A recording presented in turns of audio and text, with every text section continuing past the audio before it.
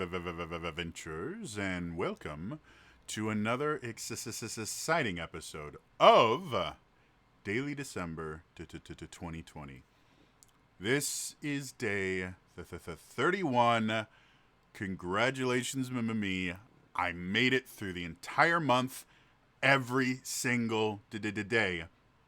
I had a video go up. I had one video that went up a day early, but not a single late video. I am super happy, and this is probably going to be another long one, so we're going to go right into it.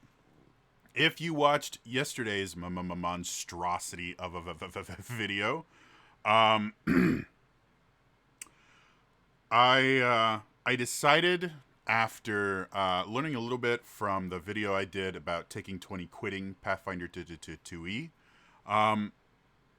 I decided I would compare Pathfinder 2E to D&D 5E. Specifically, we would look at the monk and the differences. Let's try that again. Differences between the two. And I think it has been fairly interesting. Now, I've mentioned this before, and anyone that knows anything about Pathfinder knows this. Pathfinder is a really crunchy system. And what I mean by that is there is a lot of complexity to Pathfinder. Even doing something as simple as I take my longbow and I shoot that bad guy can be an incredibly complicated process, figuring out exactly what you need to add to your roll.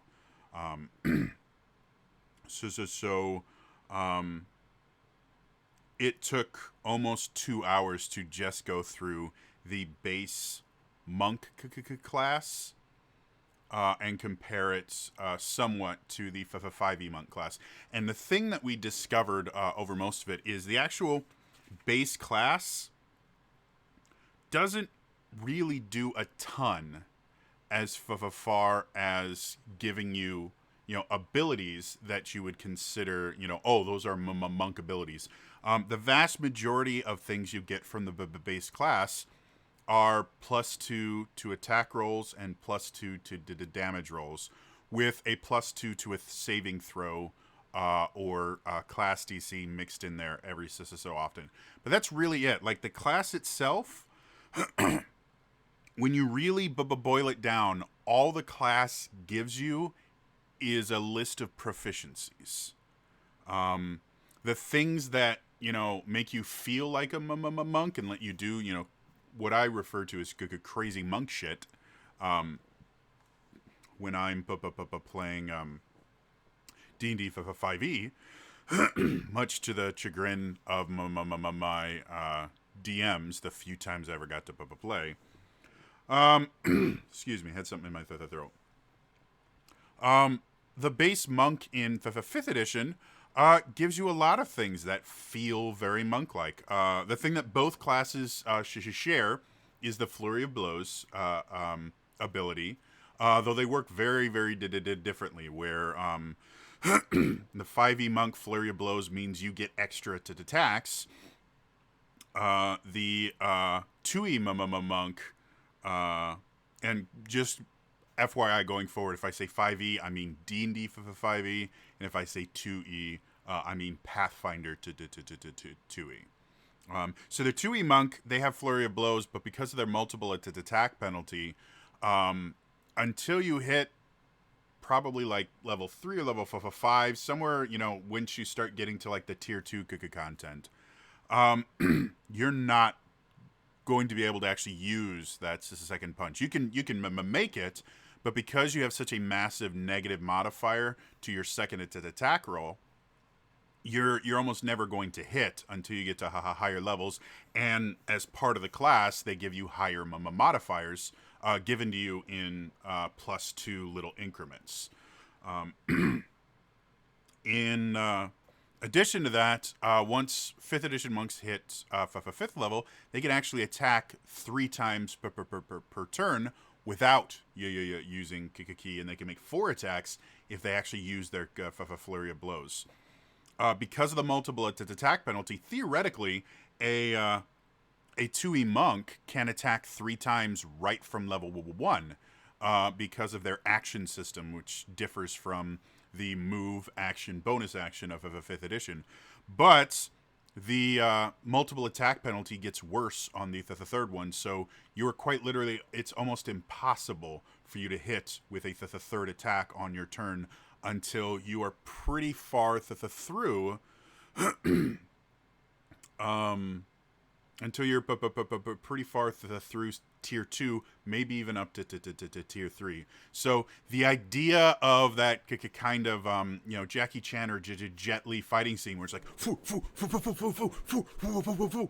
that doesn't really happen with a 2e monk until really really far along.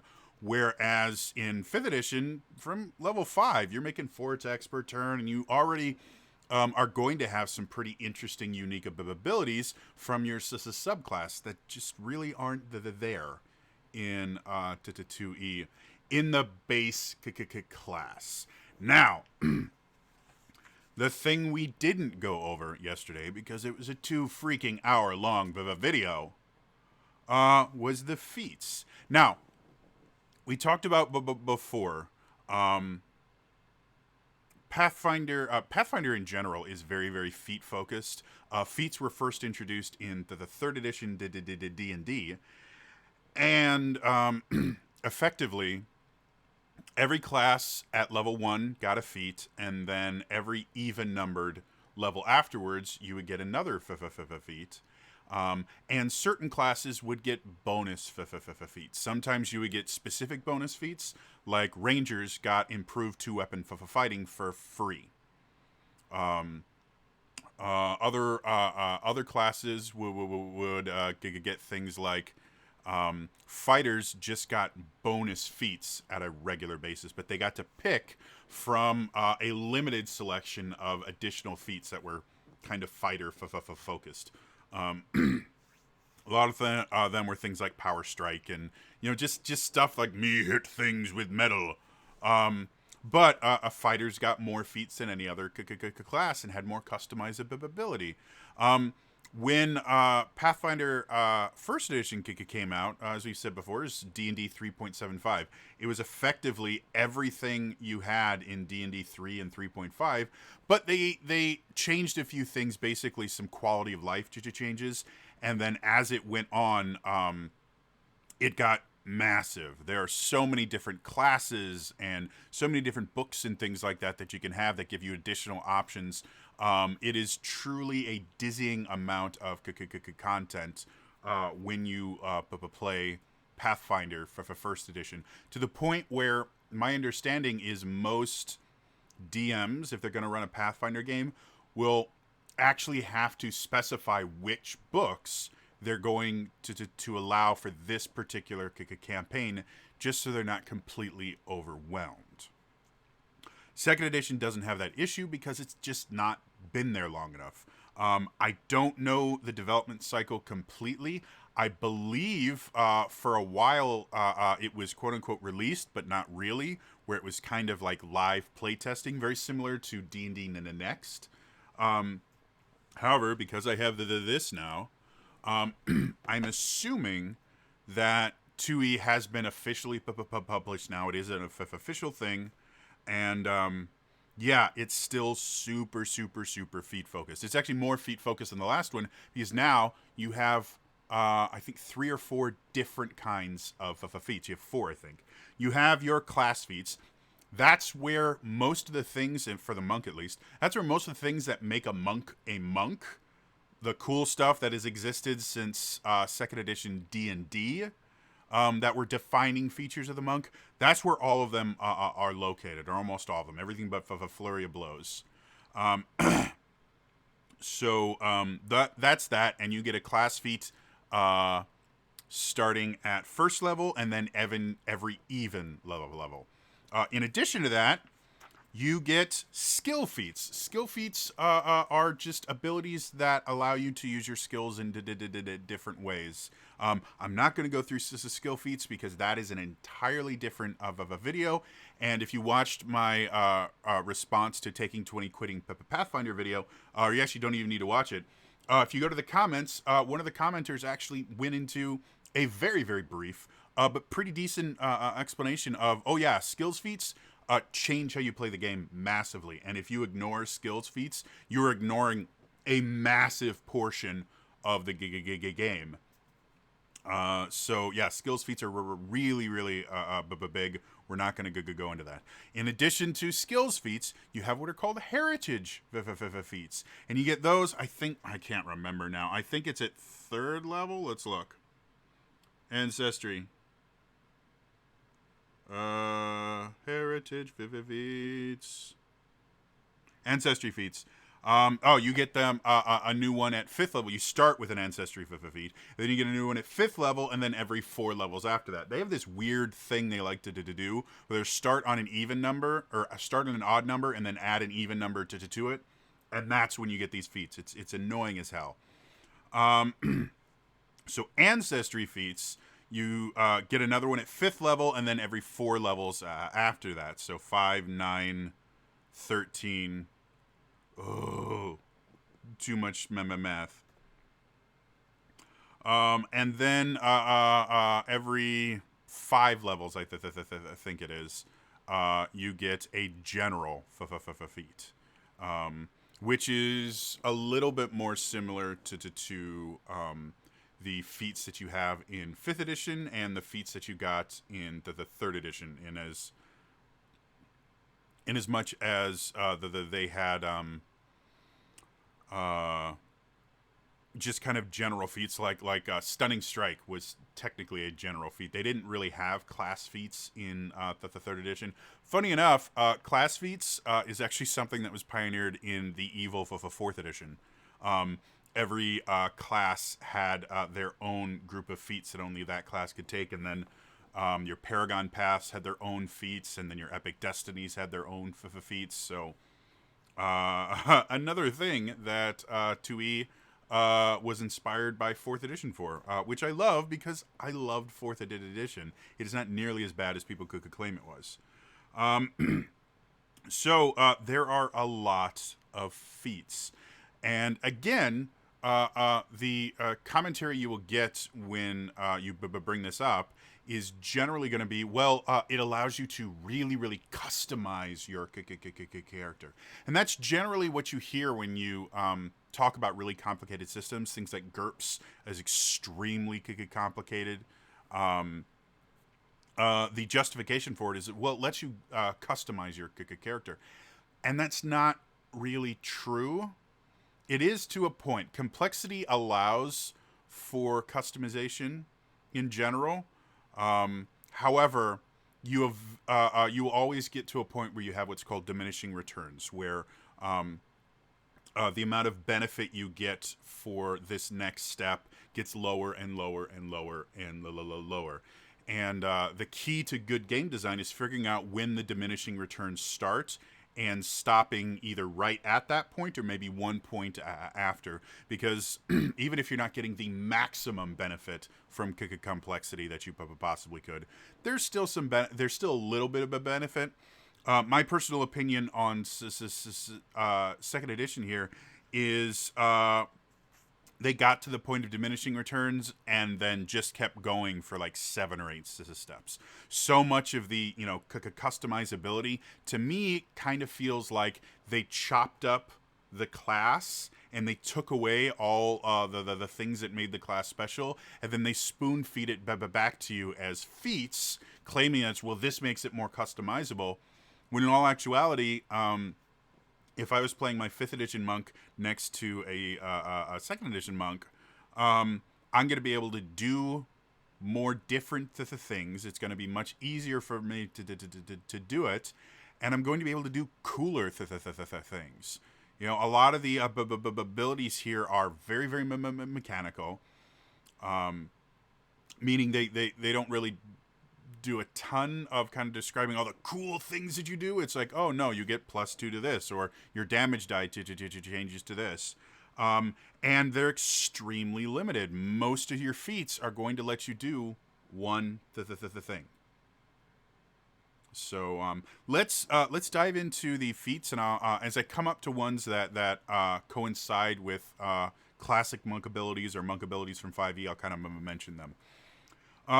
The first thing that I actually really like the idea of, I don't think it was executed very well in here, but I think the building blocks are in here that with additional content as they release more supplements and things like that, this could be something that's really, really interesting, which is stances. Now, I don't know if stances are an exclusively monk thing. I have not looked through every single class because, again, this is a 600 plus page book.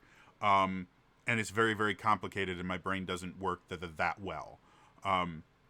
So anyone that is familiar with Pathfinder, in the comments below, let me know, are stances just a monk thing, or do different kinds of stances show up in other classes as well? Because I like the idea of stances. Especially for someone that's actually studied Kung Fu. Slight martial arts history. Most people know who Bruce Lee is, even if you don't know anything about martial artists and martial arts in general. You know Bruce Lee. He was a film star. What some people don't know is Bruce Lee actually developed his own martial arts style called Jeet Kune Do, which roughly translates to Way of the Intercepting Fist. He created Jeet Kune Do as a response to the kung fu that he learned growing up. Kung fu itself is very, very style focused and stance focused. Everyone is, well, not everyone, but anyone that's watched kind of martial arts folklore kind of movies or stories, things like that, you hear about, the different animal styles, the monkey style, the tiger style, things like that. Those are real. Kung Fu had so many different styles and variations, and one of the big parts of Kung Fu in general was all these different stances. You would learn tons and tons of stances. Even in a single style of Kung Fu, you would learn half a dozen differences of stances. And the stances were meant to benefit you in some way. Things like horse stance. Horse stance, but by the way, training horse stance is one of the most miserable experiences you will ever have in martial arts. Horse stance is also called sitting stance. It is a stance that is in tons and tons and tons and tons of martial arts. In Taekwondo, it's the first one that I learned. We had sitting stance. And what it is you spread your legs to about double shoulder width apart. You bend your knees. And you have this incredibly wide base, really, really solid stance. And it is meant to be a stance that you don't move in, that your opponent moves around you. It's a very defensible stance. It is a power stance. When you attack from it, you don't tend to be incredibly agile. You throw punches and you use the strength of the stance to just increase the power behind it. Training it is literally getting into a squat position and then stopping halfway through the squat and staying there for hours at a time. It sucks, but it does condition your body exceptionally well. And a lot of Kung Fu stances have that aspect of part of learning the stance is literally just conditioning your body to do some of the moves that are associated with it. So, that being said, I love the idea of stances. It is a very martial arts thing. I would love to see it somehow implemented into 5th edition, though the way that it's done here, I don't think they would work. The systems are just too different. Well, the stances are really, really cool. Generally, what these stances are going to do is they're going to give you some sort of benefit. Some of them will give you benefits to your AC. They're generally going to change what kind of attacks you can make with your unarmed strike. And sometimes it will to change the damage dice. Other times it will simply just change the traits on your unarmed strike. Now, we mentioned traits in the last video. They're basically, like I said, they're like 2 pages of just a list of different things. You have backstabber and backswing and agile and non-lethal and twin, and it is unbelievably complicated, which again is the name of the game for Pathfinder. And so a lot of these stance will actually change the traits of your unarmed strike, which can be, beneficial or limiting. To give you guys again an example, I'm not going to go through every single stance, but the first stance they list here is crane stance. Anyone that's watched the Karate Kid, that's that stance. It's a real thing. Crane style kung fu is a real thing. It's a really really hard style to master, as is most. There really isn't an easy version of kung fu, especially when you get to the animal styles of kung fu. They're all very taxing, require a lot of conditioning. But so crane stance, you get a +1 circumstance bonus to AC. But the only strikes you can make are crane wing attacks. These deal 1d6 bludgeoning damage, are in the brawling group, have the agile, finesse, non-lethal, and unarmed traits. While increased stance, reduce the DC for high jump and long jump by 5, and when you leap, you can move an additional 5 feet horizontally or 2 feet vertically. So crane stance is really, really focused on jumping, which again goes right back to the Karate Kid, where the one thing he ever did in crane stance, which isn't really a big focus of crane stance, but whatever, that's how Americans see it, is this weird thing where he would do this jumping front snap kick, which is a kick I actually used to use when we did sparring, and I actually we didn't make contact with this kick because it's a flying kick. So in the kind of informal sparring that we did, if you hit with that kick, you could do some serious damage. A lot of times we weren't wearing pads.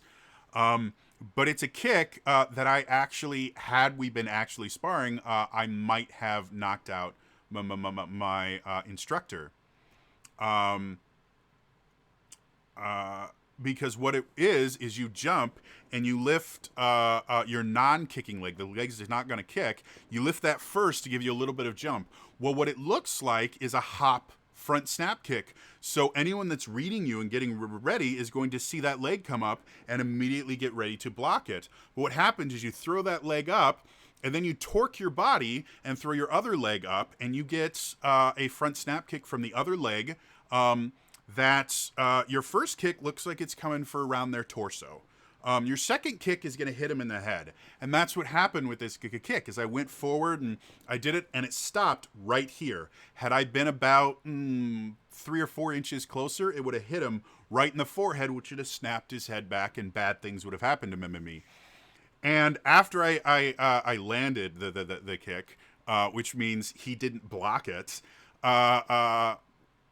Mr. Shears, which was my instructor, just kind of blinks for a second, realizes what just happened, and then rushes me with a punch and kick combo, because he was a black belt, guys.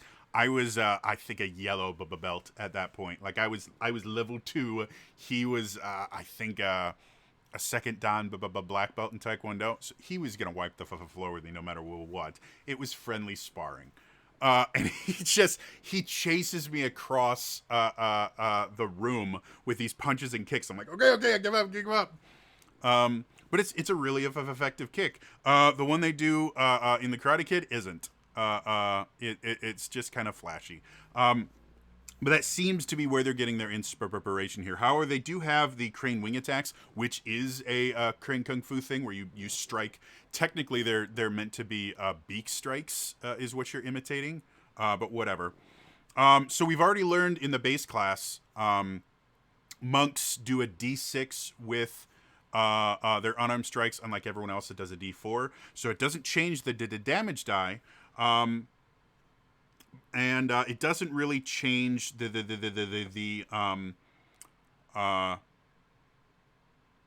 the traits. I believe the traits are almost identical. It's got the ally, agile, sorry, finesse, non-lethal, and unarmed to traits. So it's effectively just changing the name of it there.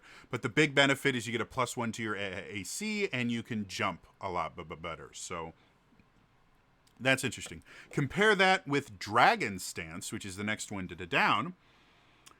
You can make Dragon Tail attacks that deal 1d10 bludgeoning damage. They're in the Brawling group and have the backswing, non-lethal, and unarmed to trait. So the Dragon Stance changes it from a d6 to a d10, which is a big deal. And changes it from a finesse to a strength base. You no longer have agile. So agile, just as a reminder, agile means that when you make multiple attacks on the same turn, instead of taking a -5 penalty on your second attack, you take a -4 with an agile weapon. Your third one normally be a -10. It'd be a -8 with an agile weapon. So the Dragon Stance doesn't get that, but it does get what's called backswing, which is effectively anytime you miss with an attack and then make another attack with the same backswing weapon, you get a +1 circumstance bonus to your attack roll. So it works similarly to agile, but it requires you to miss with the first one. In addition, this isn't a finesse weapon, so you can't use dexterity for your attack rolls. So Dragon Stance, you really need to be a strength-based monk in order to be able to get the full effect of it. And then while in Dragon Stance, you could ignore the first square of difficult terrain while striding. So Dragon Stance is a slightly more mobile in certain situations. So those are two of the stances. I believe there's a grand total of 5. 1, 2, 2, 3, 4, 5, 5. Yeah, for first level, there's 5 different stances you can choose. Now, you only get to choose one. And if I'm reading the book correctly, again, someone that's familiar with Pathfinder, feel free to correct me if I'm wrong about this. It says at first level and every even number leveled after, you gain a monk class feat. It doesn't specifically say you can take feats from lower levels. And every single time you gain a feat, there's a new list of feats that you can get. So, I know in 4th edition, you would get access to new feats as you leveled up. And new abilities as you level up. But it would specifically say you can choose a new power from 3rd level or any level below it if you just weren't feeling any of the 3rd level powers. Most people never did that because every time you got a new power level, they generally tended to be better than the old one. But for certain very specific builds, sometimes you would take lower level ones just to kind of round out your build. But because it doesn't say that, I'm assuming that means that if you choose Crane Stance, you can never choose any of the other 5 stances that show up. Or you can't choose them. We'll go into some of the weird stuff that happens later on. But so at first level, you can choose a stance, or you have 3 other feats that are non-stance related if you don't want to be a stance monk. Another thing you should know about stances is you use a single action to get into the stance, and then the stance continues until you are rendered unconscious or the battle ends, or if you change into another stance, which you have to wait a full turn between stances. But that requires you to have multiple stances. So, if you choose one of these stances, you're in that stance until the end of combat. You can't go out of a stance and go back into like neutral, at least from what I'm reading here. So that's another thing, is this is a semi-permanent change. For the rest of combat, this is what it's going to be. And to kind of go back to what Taking 20 said in his video, he mentioned the kind of rotation aspect of second edition combat, the way he runs it. And stances would kind of fit into that idea. If your stance is going to define your monk, then the first action you're always going to take every single combat is going to be to get into your stance. Now, as we go on further, we'll find out that the stance really doesn't do much of anything as you're going. So other than the brief little bonus you get, maybe one other thing, you don't technically have to be in the stance. So that argument doesn't really hold water super well. But anyway, the three other first level abilities or first level feats that you get to choose one or the other. These are all exclusive. If you choose one, you can't choose the other from what I'm reading. You have Key Rush, which is a key spell. Again, we talked about key spells before. They are focus-based casting, which is basically you get a pool of focus points. Every time you cast a spell, you use one of those focus points. To get them back, you have to use the refocusing action, which takes to 10 minutes for a single focus point. So, yeah, and maximum you can have 3 focus points. Every time you take a key spell, or most of the time when you take a key spell, you will get an additional focus point. So Key Rush will give you your first focus point. Now, the one issue I have with the key spells is you have to go to a completely separate part of the book to find out what in the hell they do. There's nothing here that indicates what they do, or other than the name itself. I did look up the key spells at one point. I, for the life of me, can't remember them. All right, good. These are focus as spells. That's Cleric. Wow, there's lots of spells. Because I do want to look this up very, very quickly. That's wrong. Monk. There's Druid. Is this Mama Monk? Come on! Focus 1.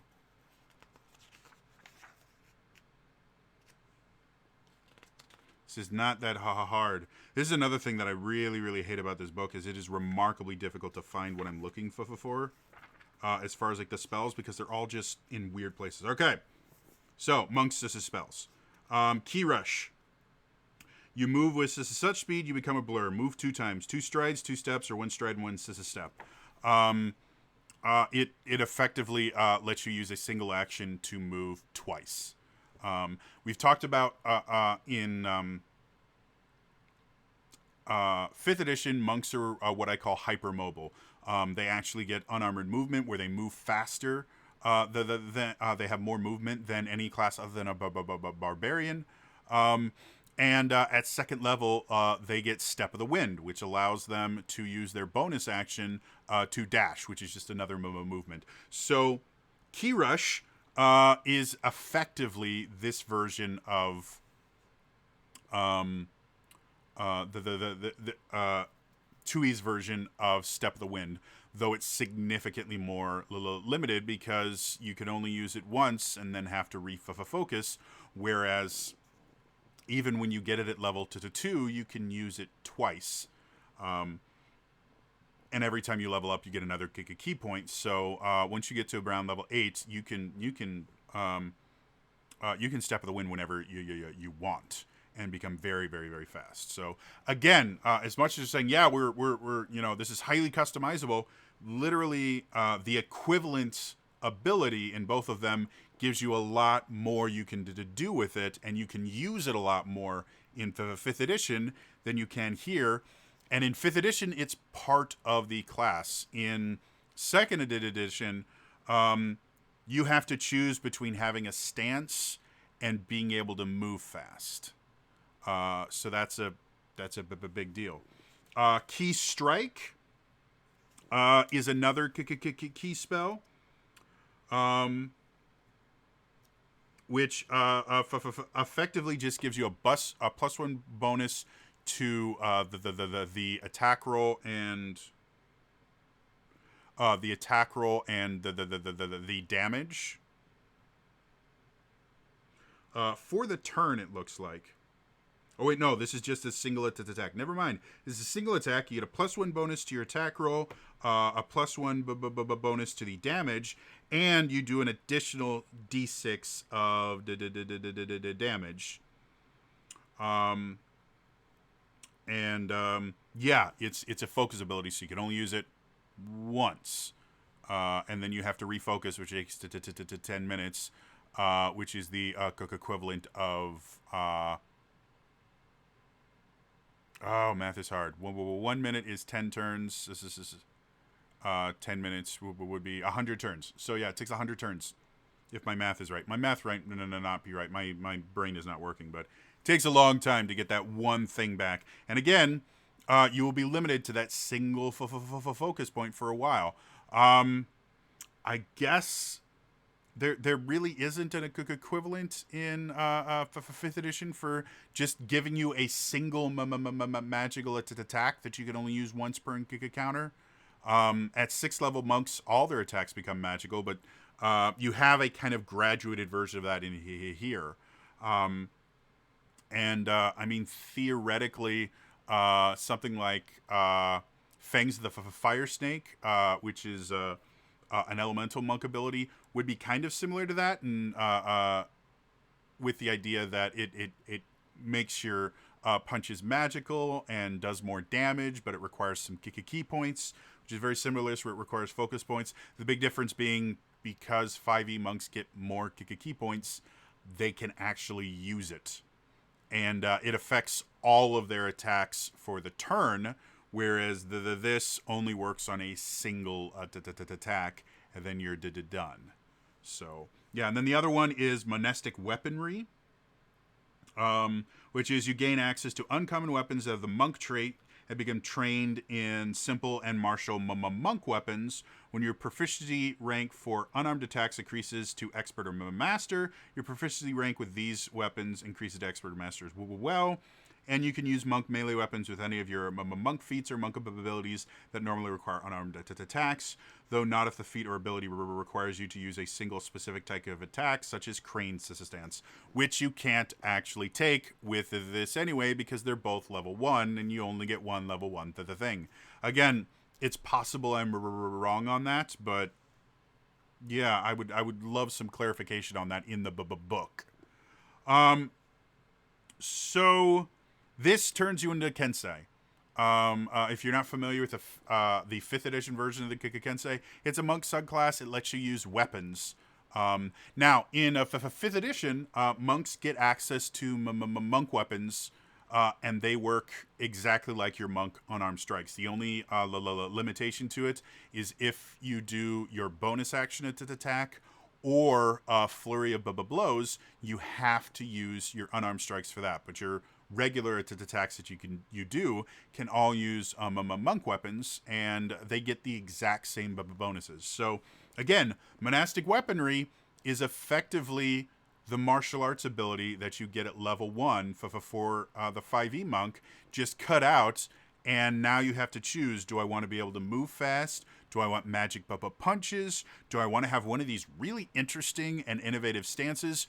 Or do I want to be able to use the weapons that I'm supposed to be able to use as a monk? And that's where I get this idea of, yeah, this total customization to the thing is really them chopping up the class and spoon-feeding it to you back in feats and severely limiting what you can do. A lot of people, when DLC first started getting big, that was one of the big arguments against it, is literally these game companies are making complete games and then chopping half the content out and selling it back to you as DLC and being asked to be praised for it. It's kind of the feeling I get here.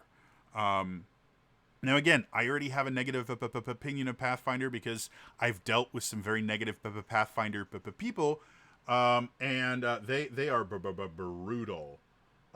when you critique their game. Luckily, I have not found any of them when talking about it here. I assume they're in the minority, but they're a very, very vocal minority. And in Wisconsin, they are powerful. So, yeah. Just to really quickly list the other stances. I list Crane, Dragon. You have Mountain Stance, Tiger Stance, and Wolf Stance. My personal favorite stance is Tiger Stance, because I like Tiger Kung Fu. I think it's really cool. My dad knew a little of it.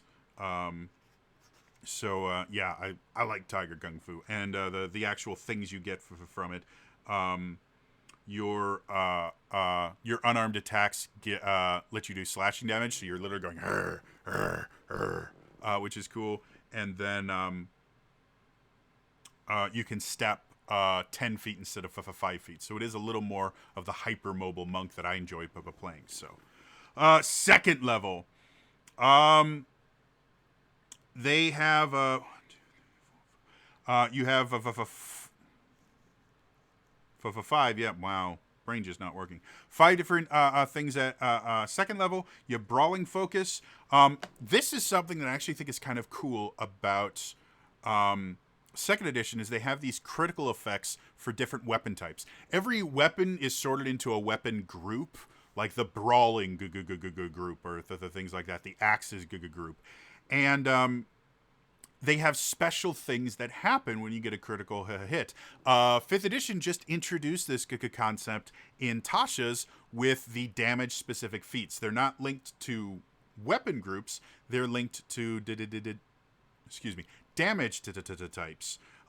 Which, to be perfectly honest, I actually kind of prefer the weapon groups the thing. Just because, both swords and axes both do slashing damage.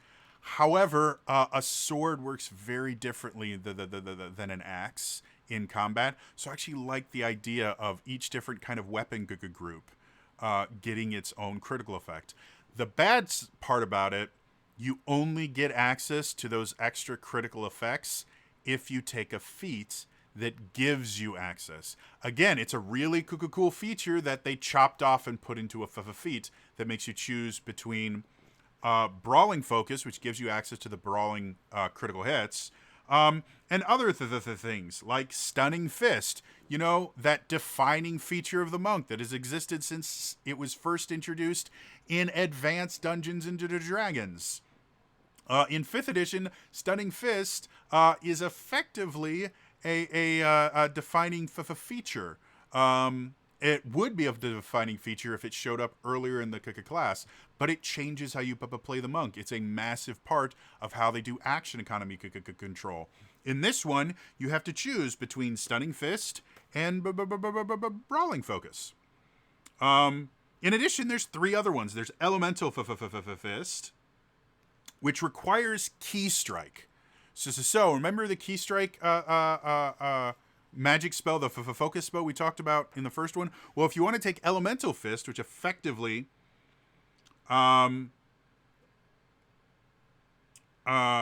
gives you an elemental aspect, it changes the damage type and adds additional trait to the attack, but it doesn't actually give you any extra to the damage.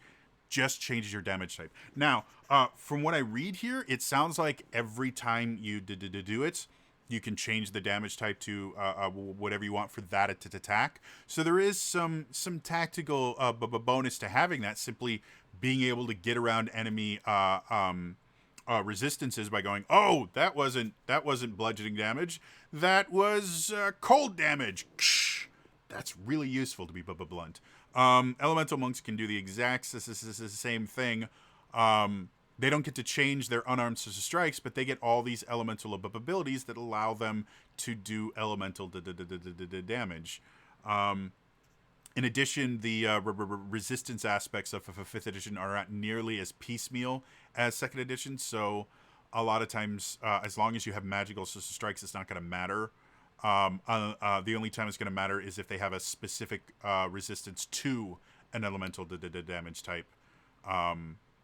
Which isn't going to hurt most monks because their base attacks aren't elemental in nature. So it's all, it's kind of solving a problem that they created themselves by making such piecemeal resistances and things like that. But it's cool.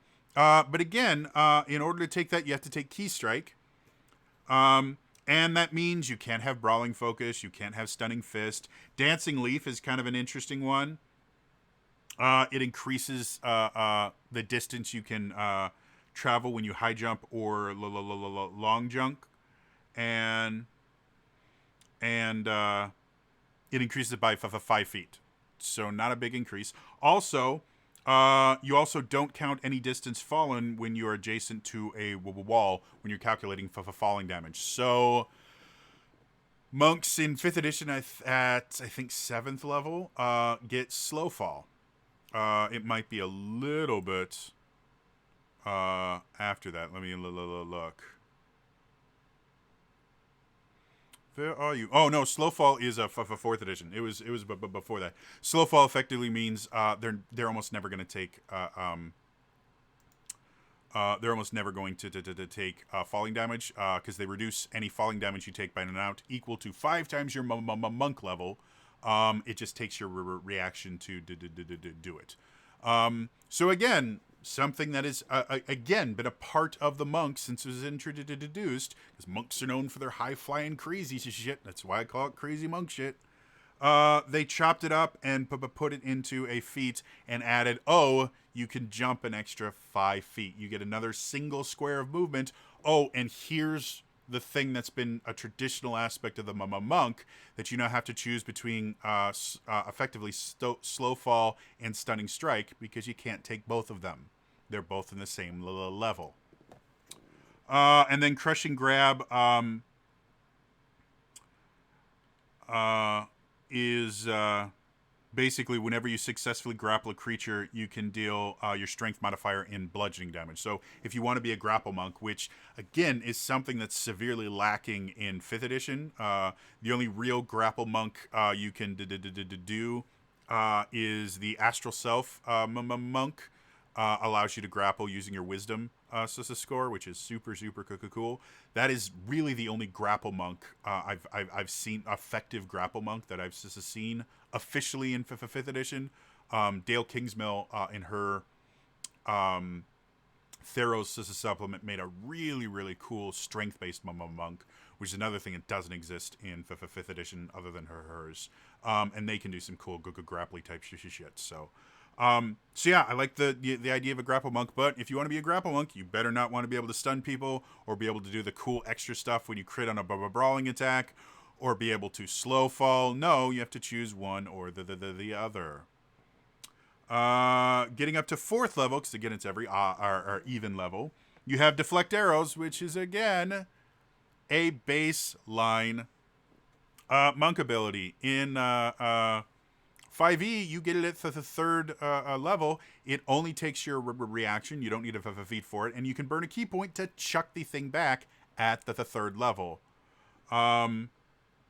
Here, all you get to do is you get a +4 circumstance bonus to your AC against the triggering attack.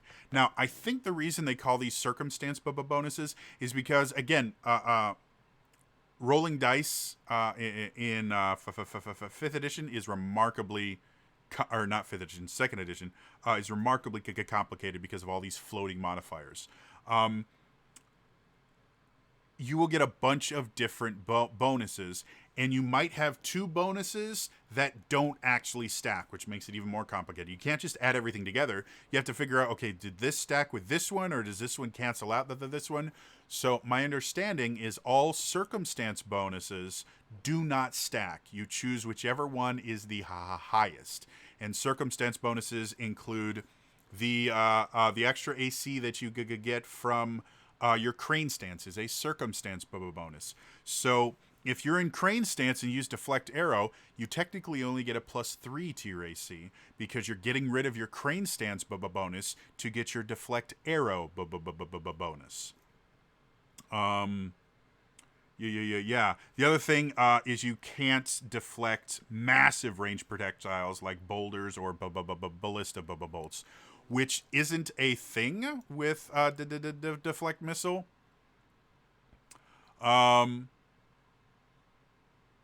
I mean, technically it is you can catch the missile if it is small enough for you to hold in one hand, and you have at least one hand for free. So yeah, you can't throw boulders back. But deflect missile for the 5e monk is the damage from the attack is reduced by a d10 plus your dex mod plus your monk level. And you only use it if you've been hit. This one, you are the target of a physical ranged attack, not you get hit. So the difference being this one, as soon as someone aims at you, if you want to use this, you have to use your reaction before the attack is rolled. This one happens after it hits you. So deflect missiles is never going to be wasted, whereas deflect arrow will be wasted if you use it, and then they roll a 1 on the attack roll, where you've just wasted that reaction that you could have used for something else, because you only get 1 reaction per turn. So again, the more customizable version is extremely limited, and you can't even do the same things that I could, and you have to wait. The same things you can do in 5th edition, and you have to wait an additional level to get this ability, which again is a traditional monk ability in Dungeons and Dragons. Deflect missile has been a part of their kit since they were introduced. Other than that, you have Flurry of Maneuvers, which lets you, when you do your Flurry of Blows, instead of just doing strikes, you can do grapples or shoves or trips or things like that. That I kind of like. That's effectively the Way of the Open Hand, where when they Flurry of Blows, they can add on those things. The difference being this, you have to replace it at attack. Way of the Open Hand, you get to do it in addition to your attack. So again, more limited, and you have to choose between deflecting arrows and flurry of maneuvers. Flying kick is overly complicated in the description, so I'm not going to describe it. Effectively, you get to go forward, you move and attack as part of this same action, and you do damage. And it's a total martial arts thing. Like, those flying kicks look super flashy. We actually had people that used to do flying board breaking, which is super cool, but takes a lot of practice, because when you break the board with a flying kick, your momentum's going to keep you going, and you don't want to hit the people holding your board. So you have to be kind of careful about how you set up the kick and everything like that. But it looks super awesome. So it's flying kicks in general are taught in a lot of martial arts. They're very rarely utilized outside of performance. They generally are not fantastic offensive weapons, except in very extreme circumstances where you are literally running to an opponent and need to make an attack without stopping. So in those very specific instances, flying kicks are super cool. And that's what this is. And it's, again, it is a very much a martial arts move. It fits the class. It's not something that exists in 5th edition, so that's kind of cool. And it makes sense. Like, this feat works for me. I don't like that you have to choose between deflecting arrows and a flying kick, but, you know, whatever. That's how it does it.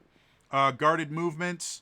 You get a +4 circumstance bonus to AC reactions triggered by your movement. It makes opportunity attacks harder to hit. Again, there's so many different things in 5th edition that give you that. Rangers, the Hunter Ranger actually has that specific ability.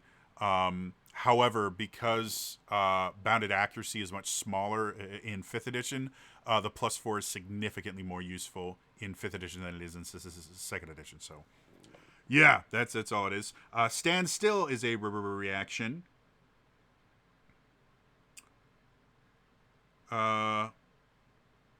Which lets you make a melee strike against a creature. And if you crit it, you stop them from moving. So that really just sounds like the Sentinel feats effectively. Basically, you can make opportunity attacks even if they use step to get out of your range. And it's cool. It's very interesting. I don't want to have to choose between deflect arrow and being able to make an opportunity attack. That may never happen. Again, I don't know how combat is run in second edition because I haven't played it. But I know in fifth edition, you just don't make a ton of opportunity attacks unless your DM is being really, really nice. Most melee bad guys will run into the fray and just attack, unless you're using fear or something else to force the enemy to use their move action to run away. You're very rarely using opportunity attacks. That's why the Sentinel feat exists. Because readjusting in battle is a lot easier. So yeah, I mean, it's kind of cool. And then Wholeness of Body, which is a key spell, which increases your number of focus points. So now if you took your key spell at first level, now you might have to 2. And we're going to look at Wholeness of Body. You heal yourself.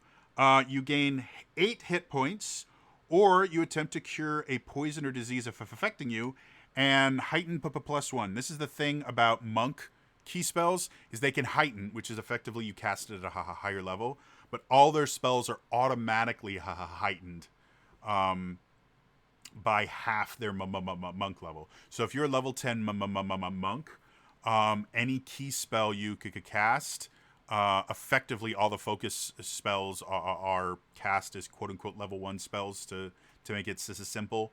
You're effectively casting them at level 6. Now that's not nearly as crazy as it sounds, but it does say if you choose to regain hit points, the hit points regained increased by 8, and because it's a heightened +1, it means for every level above the one you cast it at, which technically this is a focus 2, so it's a second level of a focus spell.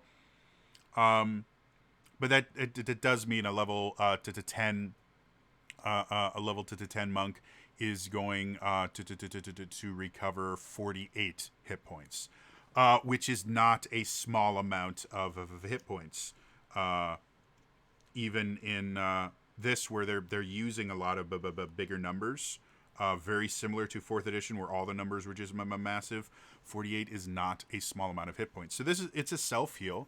It's really, really nice. Monks themselves don't get a self heal, but there are some subclasses that will get to heals. So that's kind of nice. It's very similar to the fighter self heal that you get in 5th edition. So, but again, if you want Wholeness of Body, which is kind of a traditional monk thing, it does show up. I know the 3rd edition monk has a self heal kind of thing.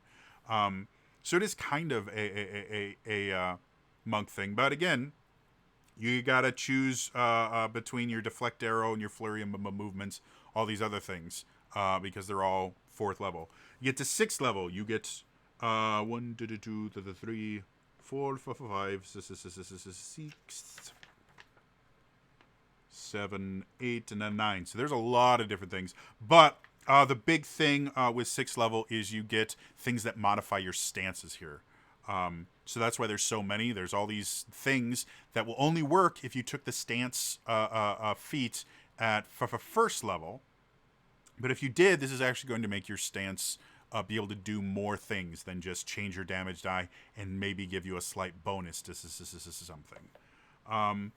So the stance ones, you have Crane Flutter, Dragon Roar, Mountain Stronghold, Tiger Slash, and Wolf Drag. So these are literally just a single other thing you can do in that stance. Most of them require at least one action. Tiger Slash, since I mentioned that Tiger is my favorite, Tiger Slash requires 2 actions and requires you to be in the Tiger stance already.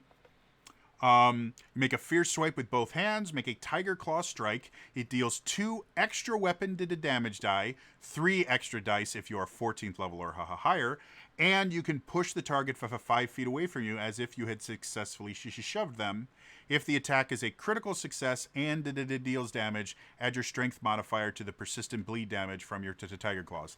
That's one thing from the tiger claws. If you'd made a crit, they would take persistent damage, which is cool. I like that.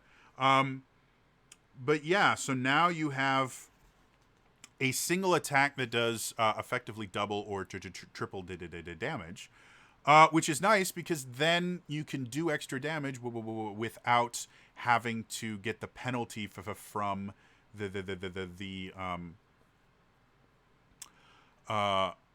multiple attack penalty in the game. So that's kind of nice, but you're also only adding your modifier, your damage modifier to the attack once. So you're gaining an additional damage die of damage, but you're losing your modifier damage just to make up or just to avoid having to make a second attack at a significantly lower score.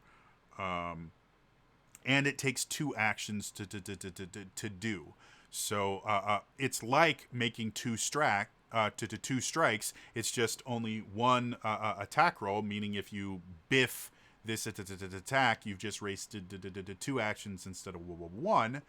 And you do less damage than if you had made 2 attacks. The only real benefit is if you happen to crit with it, you'll do a little bit more persistent damage. Which, due to the fact that it's a flat modifier, could be really, really big. But again, I played Dex Monks in the Tiger Monk, I believe. Yeah, the Tiger stance still gives you finesse weapons. So there's a good chance your strength score is not going to be that high. And that's what I meant when the stances don't really provide that much benefit. Yes, with the Tiger stance, you are effectively getting you're rolling a D8 instead of a D6, which is nice. However, on average, that's only 1 additional damage per attack, and if you crit, you can do some bleed damage, which I like. Is that enough to not only burn your action, but to stay in this stance for the entirety of combat? Not literally. It's just you change your damage dice and you add a bleed effect. That's it. This gives you 1 more attack. That's it. It's not the really cool kind of game-changing thing that I thought stances could be, where it lets you play the character differently. No, you're going to play the character the exact same way.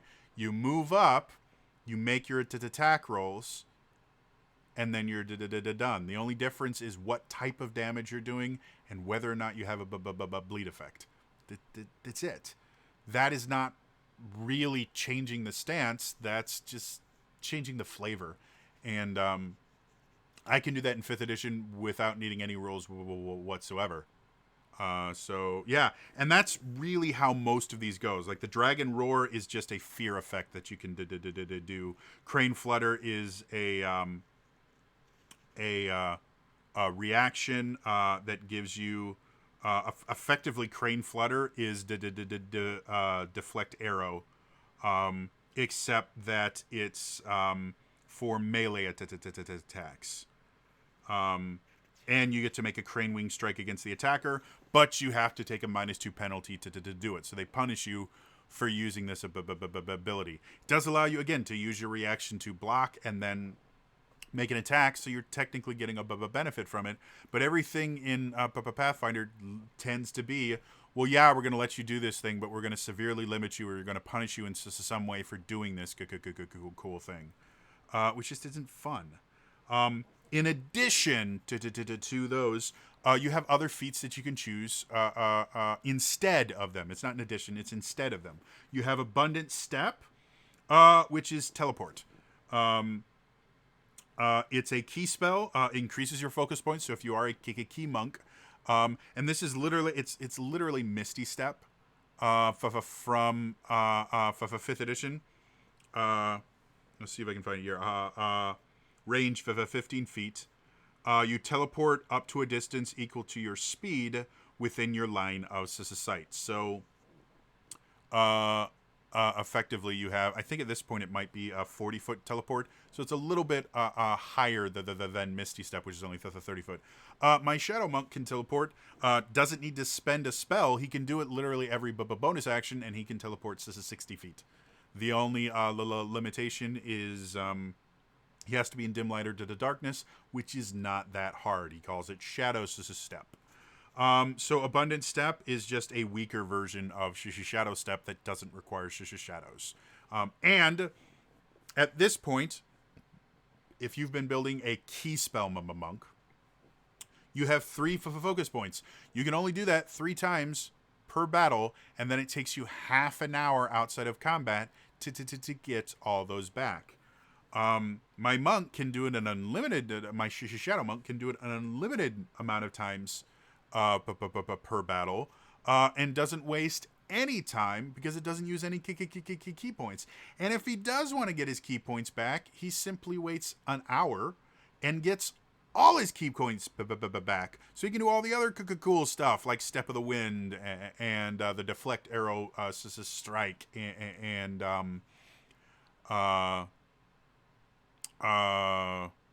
wow, I'm just totally drawing a blank. Flurry of Blows, all those really cool things. So yeah. Abundant Step. If I was playing a monk, I would totally take Abundant Step because I like teleporting monks. But I would be really, really upset that I can only use it a maximum of 3 times. And in order to get those 3 uses, I have to take a bunch of other key spells that I don't want. If I'm going to be a teleporting monk, I want to teleport up to people and then punch them. I don't want to teleport up to people and then key them. I am not Goku. So yeah. In addition to that, you can if you don't want teleporting, you can take Key Blast, which is Kamehameha. It's all it is. It's a wide Kamehameha that changes the range that you fire this Kamehameha blast changes depending on how many actions you use to cast it. You can cast it at 1 action, 2 action, or 3 actions, and the more actions you cast it, the wider the range it affects, which I actually kind of like. I like the idea that like if you had a Burning Hands, one of the limiting factors for a lot of spells in 5th edition is their range. Simply because unless you're an evocation mage, if you're casting an area spell, you have to worry about hitting your allies. With this, on the fly, you can adjust the range of this as a spell, so you're only going to hit the bad guys without having to move your character around to awkward places to ensure you're not hitting your allies. I like that. I think it's interesting.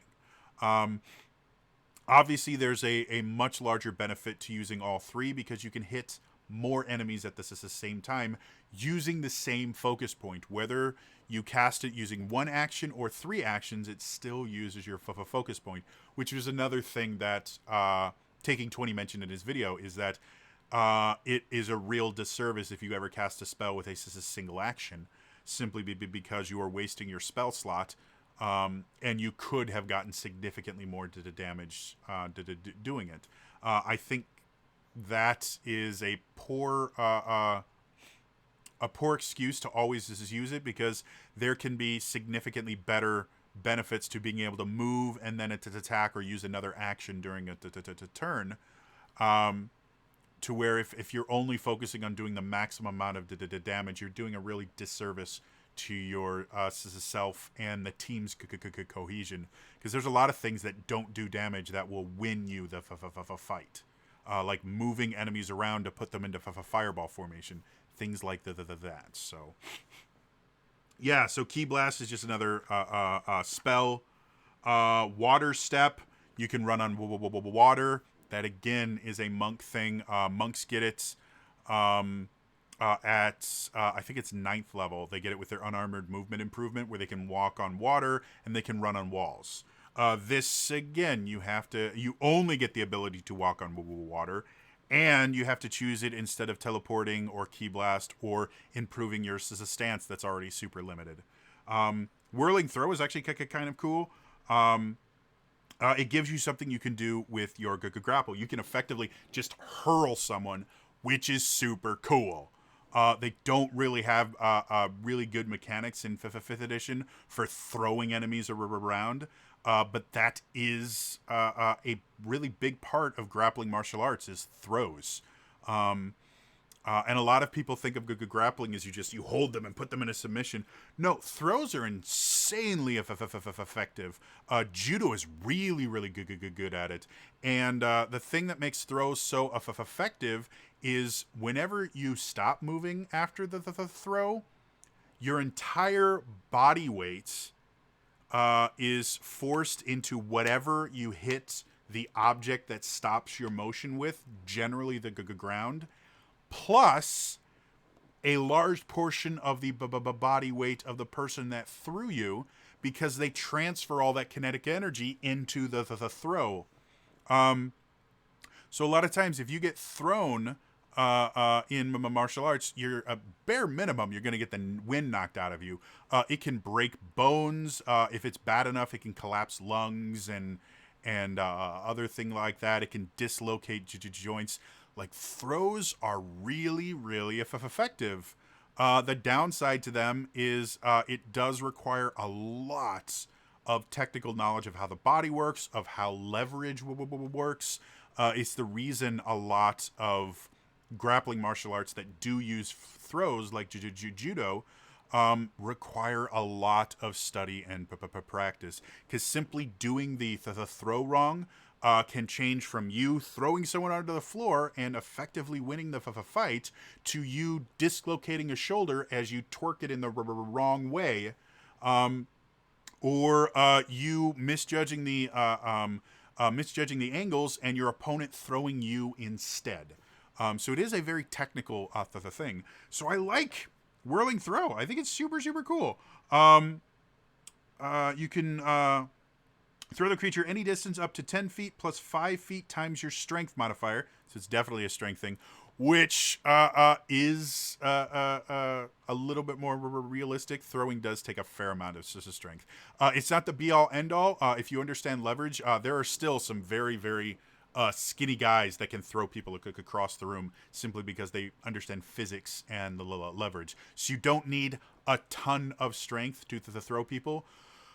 But throwing is one of the few things in martial arts where just raw strength and bulk of your body can significantly increase the amount of damage you did to do. So that kind of makes this a sense.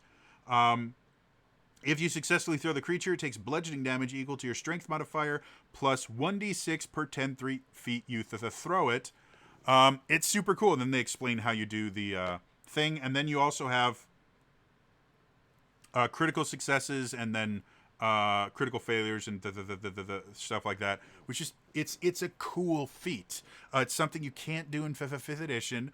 It lets you play the character very differently. Combining whirling throw with flurry of maneuvers can be extremely effective. If you want to create that grapple monk, whirling throw is definitely a thing you have to do. Now, you have to choose between whirling throw and being able to walk on water, like all the other monks in fifth edition, but whatever. Going to 8th level, and I'm watching the time, so this is another 2 hour. Arrow snatching, Iron Blood stance, Tangled Forest stance, Wall Run, Wild Winds initiate, and Mixed maneuvers. Effectively, arrow snatching is the second half of deflect missiles from 5th edition, where now you can throw it back. You got to be level 8 to do that. In 3rd edition, you got to be level 3. And it still uses your reaction. Ironblade stance is just a new stance that you can pick up. Tangled Forest stance is a new stance. Tangled Forest stance is a more grappling focused one. Ironblade stance is a defensive focused stance. So now by level 8, you can actually have two different stances. So you can switch between stances during combat. Before level 8, your stance is that's it. You only get one stance, and that's the only thing you can do. And if you take something like Mountain Stance, which removes your dexterity bonus to your defense and slows you down, that is a really, really big change. So yeah, those are just new stances. Again, they're very, very limited in what they can do. Ironblood gives you resistance, resistance to all damage, and to changes your attack just like every other stance. And the attacks from Ironblood stance no longer have the finesse or agile feat. They do have the parry feat, which I'm not going to get into, but it's exactly what it sounds like. It allows you to parry using very complicated rules. Tangle Forest, yeah, like I said, it's a grappling stance. Wall Run is, again, the improved unarmed movement. 5e monks get it at 9th level, and they get it with Water Step here. You may never get it because you have to choose between that and everything else. Mixed Maneuvers lets you grapple, shove, or trip. You can do 2 at one time instead of just 1. Which, again, super useful, super interesting. It's not something you can do in 5th edition. You have to do separate actions for that. But you have to choose between, historical monk abilities like the ability to run on walls.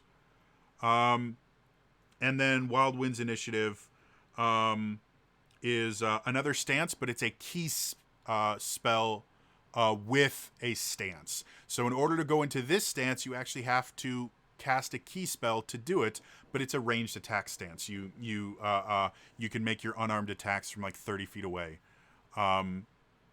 Which, again, the Way of the Four Element Monk has a bunch of different ways to do that. And because they can use their key to power it instead of the focus pool, which you only ever get 3, they can do it a lot more. Going to 10th level, you get Knockback Strike, Sleeper Hold, Wind Jump, Winding Flow.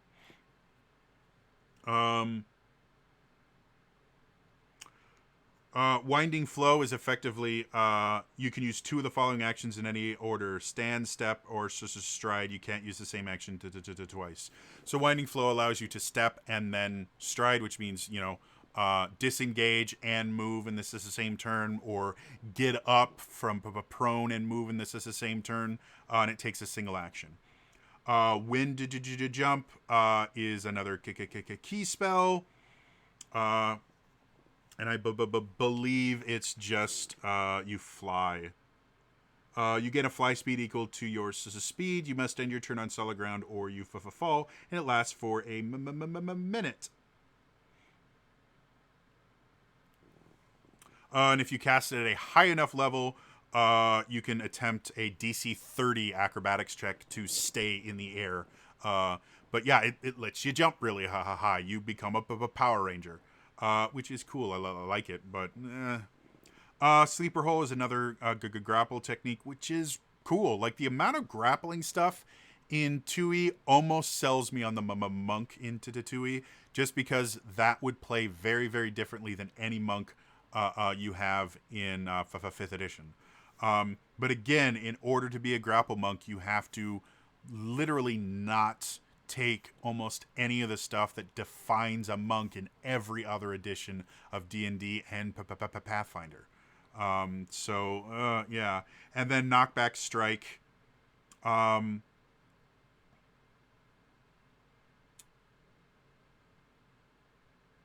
Knockback Strike effectively allows you to use 2 actions to attack and shove the creature. but you don't get the multiple attack penalty because shoving or tripping still has that multiple attack penalty of -5 on your second one for the turn. So it effectively is just a way for you to punch and move someone in the same turn without a multiple attack penalty, which is effectively solving a problem that they created themselves. 12th level, you have Diamond Soul. Diamond Soul is a 14th level monk ability, which gives you proficiency on all saving throws. So it's pretty useful. Diamond Soul in this is a feat. You gain a +1 status bonus to saving throws against magic. So instead of all your saving throws, which is what you would use to save against magic, getting at 14th level, I believe it's a +4 or +5, which again, due to the bounded accuracy in 5th edition, that +5 goes a lot longer. Again, we just had a DC 30 check for an ability last 2 levels ago.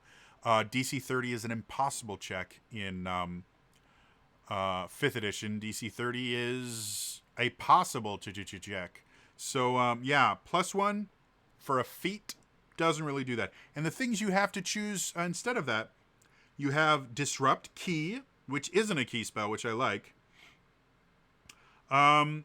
If you use it, it takes 2 actions, and the creature takes 2d6 persistent negative damage and is enfeebled 1 until the persistent damage ends. And if you're 18th level or higher, it deals 3d6 damage instead. So this is a bleed effect, effectively. You already could have a bleed effect with your Tiger Stance, but this gives you a different one, and it enfeebles, which I would assume imposes a penalty to strength checks, which is what enfeeblement generally does in D&D. So that's kind of cool. Improved knockback. When you use the shove command, you can push him back an additional 5 feet. So your shoves are 10 feet instead of 5, which would be super, super useful with knockbacks as a strike, which you got in the last one. So as you can see, a lot of these things kind of fuel each other. And to get the most out of it, you have to take multiple feats, which is another thing that Taking 20 mentioned. Which that one, as I'm reading more of this, is a little bit more difficult to come up with a rebuttal to. I think he's pretty close to right on with that observation. Again, as the other commenter on that video mentioned, though, that's only if the only thing you're focusing on is, really basic kill the other guy combat and kick counters. Once you start adding more the things, which again, for this particular one, knockback and shoving doesn't do any damage. So if you're maximizing your damage, like it sounds like all his players are forced to do, you wouldn't take either of those abilities anyways, because they don't do damage. And you could get significantly more damage by just attacking, possibly using the Wolf Strike. And then Meditative Focus effectively means if you've spent at least 2 focus points since the last time you refocused, you recover 2 refocus points when you refocus instead of 1. So effectively, you can get your 3 focus points back in 20 minutes instead of the 30 minutes. It's still a long time to get back such a limited pool of things that don't do that much. Like a Channel Divinity takes a short rest for a Paladin to get back, and they only get 1. But their Channel Divinities do a lot more than these key spells.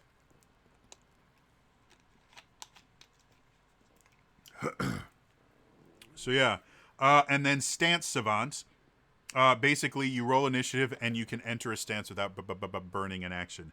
If you are a stance-based monk, this could be really useful because your first turn no longer requires you to burn your first action on a stance. This actually goes against the idea that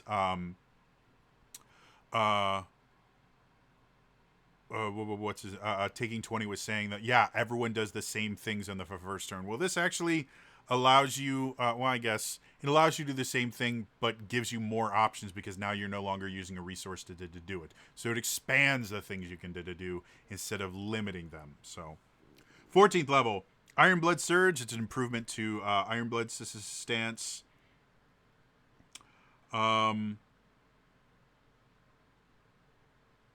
Yeah, it just increases the amount you resist and increases your ability to parry. Mountain Quake is the second improvement to Mountain Stance. And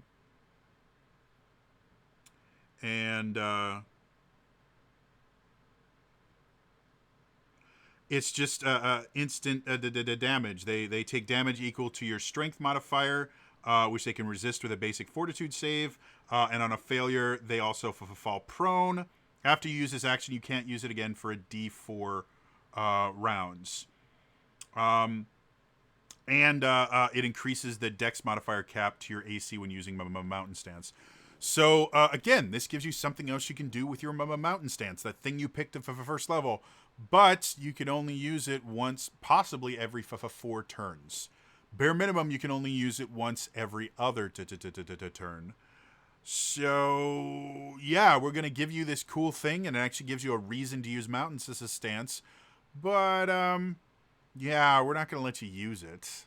Like, why would we let you use something cool? And they can resist the damage and the things like that. So it's not like this is, instant damage or anything. So, Tangling Forest Rake is a new thing for your Tangled Forest stance. Timeless Body is a thing in for the monk. They get it at 15th level. So one level after this, you can't age. And you get a +2 status bonus to saving throws against poison and disease. And you gain resistance to poison damage equal to half your level. Monks in 5th edition have been immune to poison since 10th level. They're completely immune to the poison condition. They don't take any poison damage.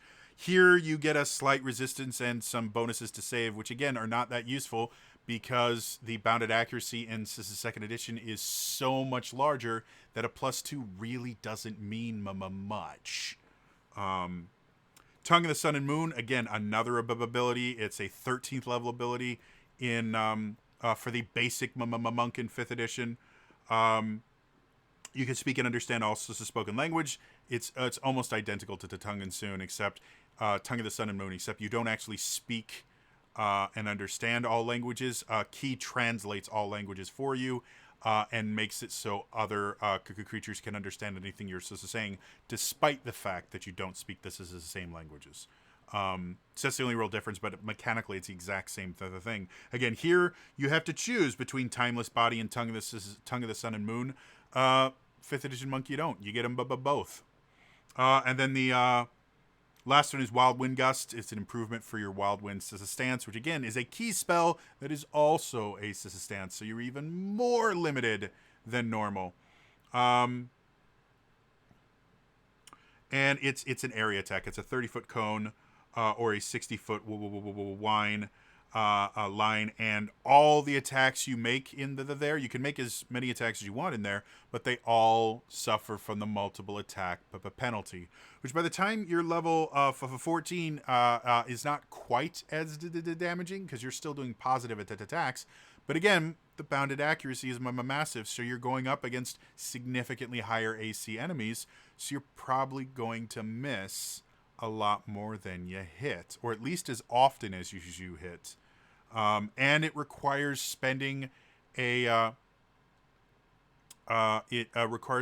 key point or a focus point to cast the spell that allows you to use this as a stance. So again, we're going to give you something cool, but we're going to punish you for using it. 16th level, Enlightened Presence. It's actually kind of interesting. It's effectively a paladin aura. You and allies within 15 feet of you get a +2 status bonus to will saving throws against mental effects. So again, extremely limited focus. It's things that mental effects, which all spells will have tags on them. So I guess any spell that has the mental tag it'll help with. But they have to be within 15 feet of you, which is how auras will work. And it's only +2. And if they have another status bonus from anything, it's plus worthless. So,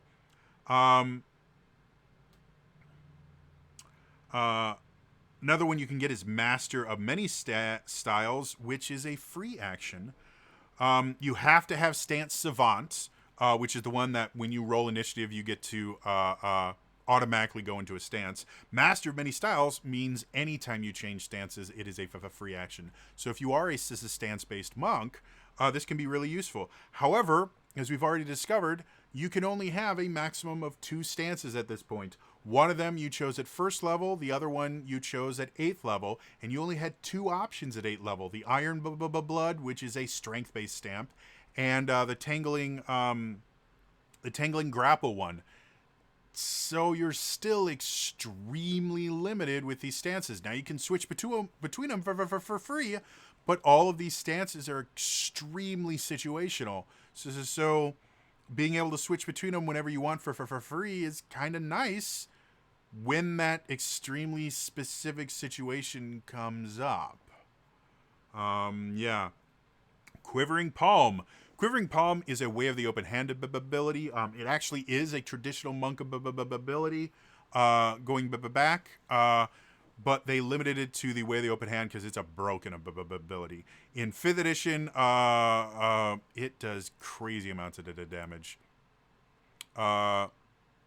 Quivering Palm. You hit a creature with an unarmed strike, you can spend 3 key points to start these imperceptible vibration, which lasts for a number of days equal to your monk level. They're harmless until you use your action to end them. To do so, you and the target must be in the same plane of existence. When you use this action, the creature must make a Constitution saving throw. If it fails, it's reduced to 0 hit points. If it succeeds, it takes 10d10 necrotic damage. Quivering Palm is, hi, you were planning on being alive today? No. It is the most broken monk move in the game. It's why they put it into a subclass instead of giving all monks for it, because it is a defining feature of the open hand monk. Quivering Palm in 2e is a key spell. So again, you can only use it if you've got your key stuff, and it shares this is the same thing with all the other ones. Make a melee. It's to 2 actions to do it. Make a melee unarmed strike. You can hit if you hit and the target's alive anytime during the duration. You can spend a single action. And they have to make a Fortitude save. Critical success on the save. The spell ends and they're immune to it for 24 hours. Success, the target is stunned 1 and takes 40 damage. The spell ends and the target is then temporarily immune for 24 hours. So it just does 40 damage, which again, numbers are higher in 2nd edition. So 10d10 necrotic damage is a lot more. A failure, they're stunned 3, which I think means for the 3 rounds, and takes 80 damage. The spell's duration continues, but the target is then temporarily immune for 24 hours against being killed by Quivering Palm. And critical failure, the target dies. So, it does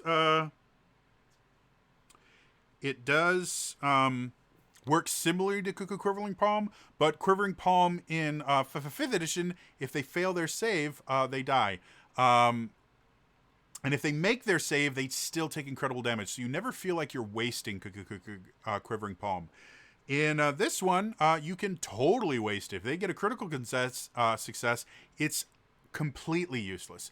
If they get just a regular success, they get stunned for a round. Effectively, you have a stunning strike that takes 2 rounds to use. And then failure... and they take a little bit of the damage, but it's not that much. The failure does more damage, but in order for you to actually kill them, which is what Quivering Palm has always done, is it's a save or die mechanic.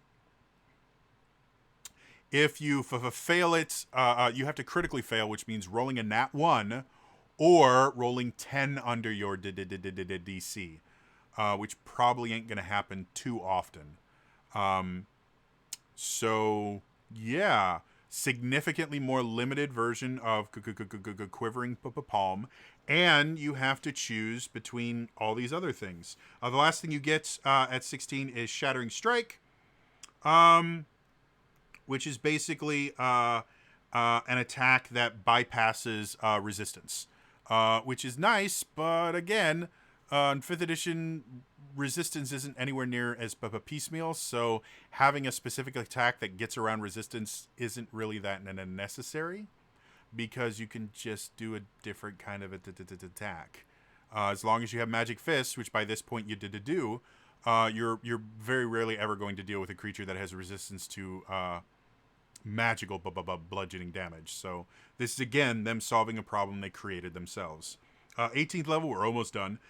Diamond Fists, your unarmed attack gain the Forceful trait, but already had this trait. Instead, increase their weapon damage dice by 1 step, which means if it's a D8, it turns into a D10, whatever. Forceful effectively means every additional attack you make, you increase the damage by the number of damage dice, which can be increased by runes and all these other things that is really, really complicated, and I don't understand. So suffice it to say, it makes you hit harder. Generally, only 1 or 2 additional points of damage per turn. So for an 18th level ability, oh, cool. Empty Body is a key spell. If you want some more stuff, Empty Body is a an ability for monks. It's an 18th level ability. It turns you invisible and gives you resistance to all damage. It's super useful. You turn ethereal with the effect of ethereal jaunt, but you don't need to concentrate, which means I have to look at another spell to figure out what it does. I'm not going to look up ethereal jaunt because I don't know where it is. That is bad book design. Relist the spell there. I realize you're printing the same text twice, but forcing me to go from the monk section to the key spell, the focus spells section, to a different section that I don't even know where this particular spell is, because it didn't tell me where it is in the book. At least I don't think. Maybe it listed a page number. I'm just being a dick. No, just ethereal jaunt. That is just bad design and annoys the hell out of me. So yeah, you can either get Empty Body as a monk in 5th edition, or you can choose it instead of all these other things. Meditative Wellspring is basically the upgraded version of that other meditation one where you get more focus back. This lets you get 3 back instead of 2. So it makes it so you can use your key spells more often. It only takes you 10 minutes to get all your key back. You're level 18 at this point, though. So yeah, level 18 monk has 18 key points and can use a bunch of different things. This, you only have 3. And then Swift River, effectively, you have a status penalty to your speed, or are immobilized or slow. If you're grappled or something that's preventing you from having speed, as a free action, you can end it. Useful, don't get me wrong, but again, you have to give up Diamond Fist, Empty Body, and or Meditative Wellspring to be able to get that. So again, we're going to give you something useful, but we're going to punish you for using it. And that would be really, really useful for key monks, since they seem to be a little bit more ranged focused. So being able to get out of a grapple or get away from someone that has limited your movement would be massively useful. It happens at the end of your turn, so it still means you spend an entire turn with the thing on it, but you know, whatever. Then we get to the 20th level, and this is still going way too long. You have Enduring Quickness, Fuse Stance, and Impossible Technique. Enduring Quickness, you are permanently quickened, which I assume is the same as a haste spell in 5th edition, where you get an additional attack, because they mention specifically you can use your extra action to stride or leap, or to provide one of the actions necessary for a high jump or long jump. So you can't even make an extra attack with it. You can just move. It's a hypermobility for the feet, is all it is. Fuse Stance, this is where things get really confusing to me. You have combined 2 stances into a single stance, all your own. Basically, you get to choose 2 stances and put them together so you get the benefits of both stances simultaneously. That's super cool. I like that. That would actually mean you can use multiple stances that you get at level 1. This would be the only way to do that. However, you can't fuse stances with fundamentally incompatible requirements or restrictions, such as Ironblood stance and Crane stance, which both require using only one type of strike. Okay, well let's look at Ironblood stance here really quickly. Crane stance requires, and it says quite clearly, but the only strikes you can make are Crane wing strikes. These deal 1d6 bludgeoning damage. However, Ironblood stance just says you can make Iron Sweep unarmed attacks. Doesn't say they're the only type you can make. It just says you can, which in any other reading of D&D would mean you have the option to, but you can do other things as well.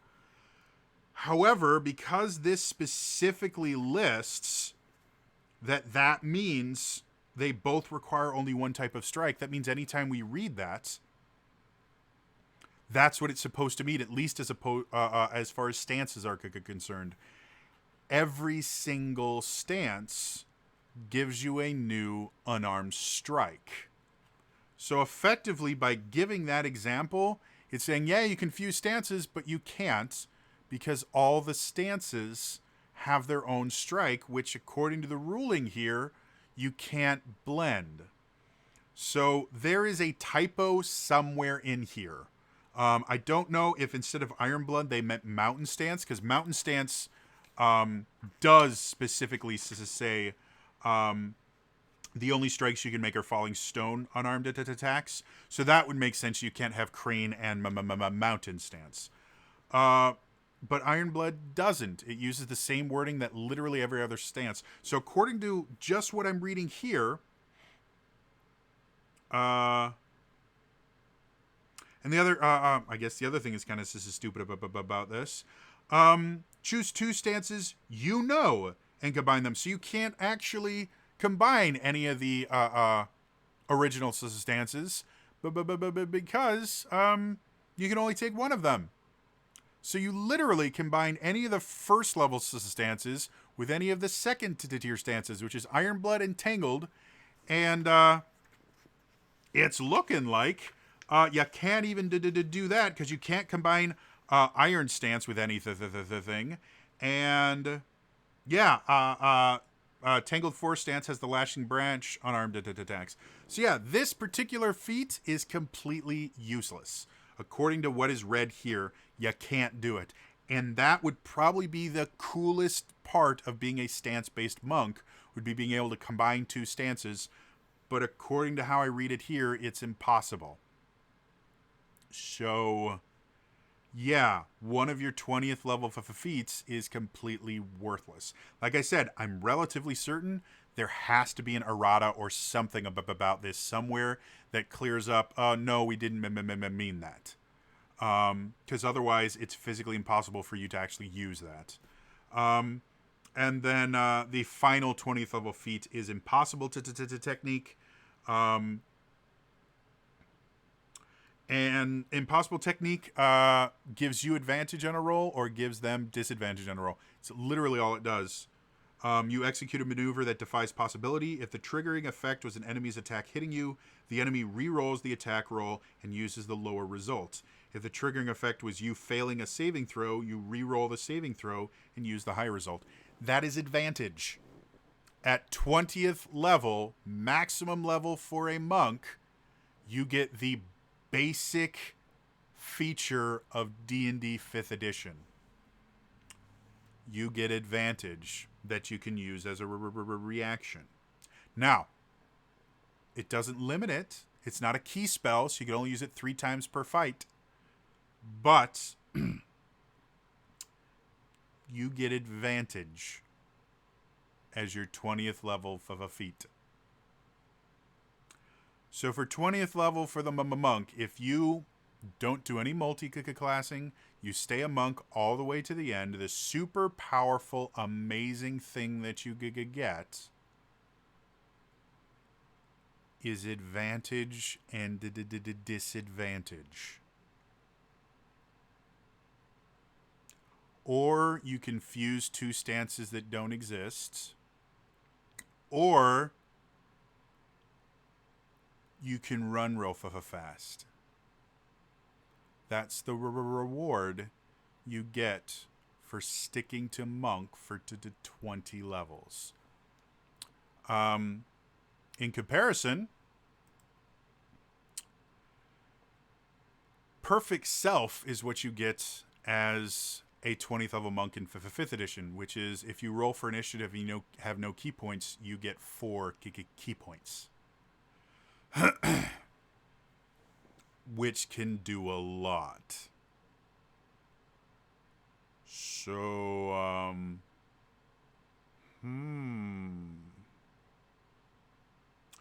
yeah.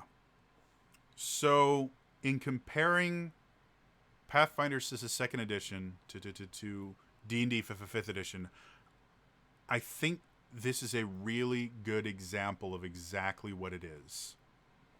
Pathfinder 2nd edition replaces numbers with words to hide the fact that they just use numbers everywhere.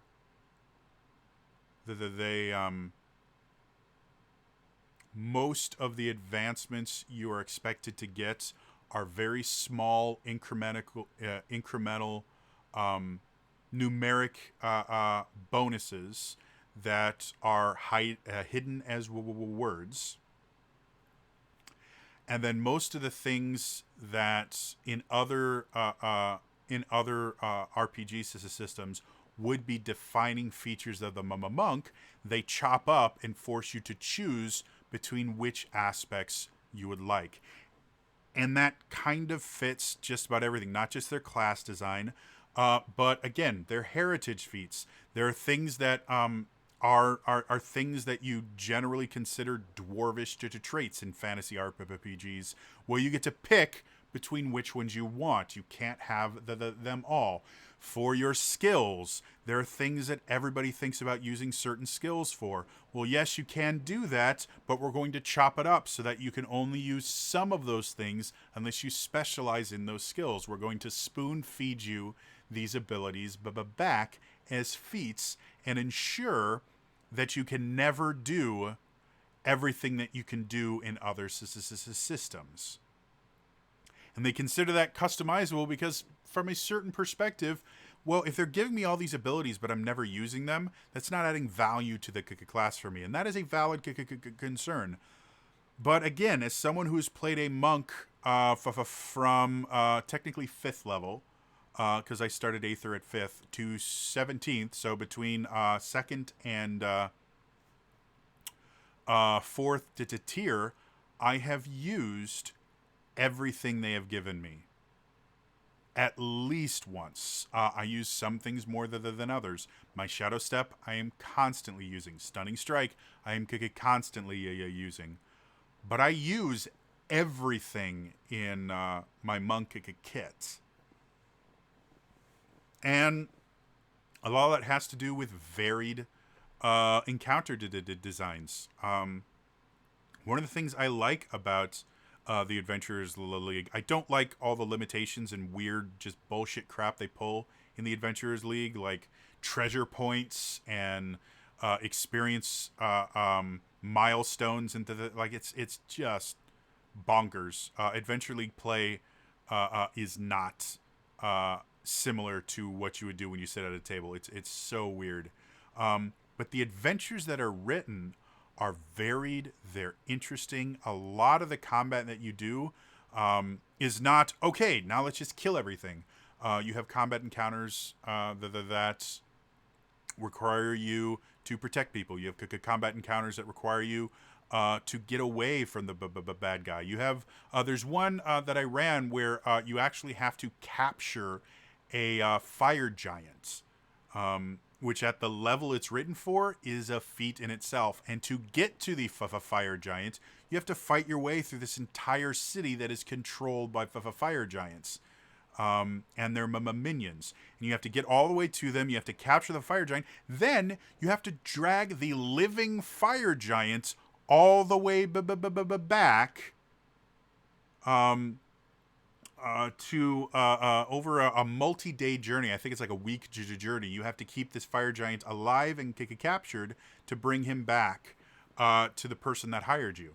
Like, that's the stuff the Adventures League does. And because of that, I use the entirety of my kit. So the idea of, well, you know, we're making it so you only take the abilities that you really want. No, you are specifically preventing people from using certain abilities by putting them in the same level and forcing you to choose between them. And then, again, from what I read, correct me if I'm wrong in the comments down below, it looks like you can never take lower level feats. You just get that one choice and then you're done. You only get one stance until level 8. If you want another stance, you only get to choose between two stances. Or 3 if you want to spend a key to cast a spell to get a stance. Or spend focus points, sorry. It's just, it is so incredibly limited.